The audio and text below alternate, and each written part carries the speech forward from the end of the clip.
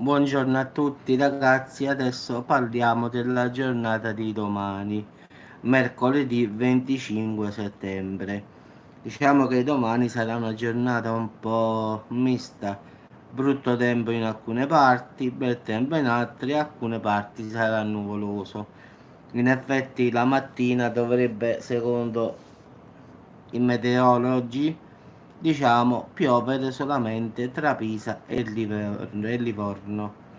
Poi di pomeriggio peggiorerà anche nella provincia di Viterbo, mentre di sera pioverà in Trentino, Alto Adige, Friuli Venezia Giulia e provincia di Rieti.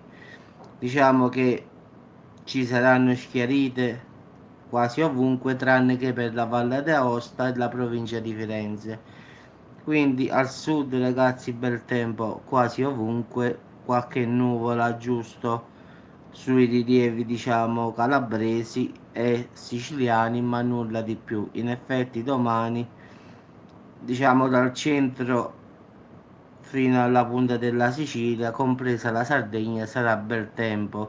In effetti un po' di buon maltempo, come ho detto, sarà Trentino Alto Adige, Friuli Venezia Giulia, provincia di Rieti, diciamo Valle d'Aosta, in provincia di Firenze, ma poi nel resto di tutta l'Italia, ragazzi, sarà bel tempo, quindi solo in queste parti sarà brutto tempo. In effetti sarà una giornata, come ho detto, strana.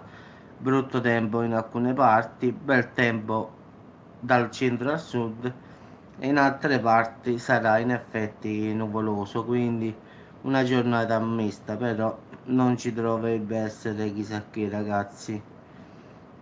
Quindi sia a Milano pure a Roma sarà normale soleggiato, quindi diciamo le due città più popolate diciamo come Roma e come Milano sarà una giornata con valori normali, temperature normali della media di questo periodo e non ci saranno piogge. In effetti su Roma ci sta il sole, invece su Milano ci potrà essere qualche leggera nuvola, ma nulla di più. Quindi ragazzi, domani il tempo sarà così, ci aggiorniamo e al prossimo video ragazzi, ciao a tutti.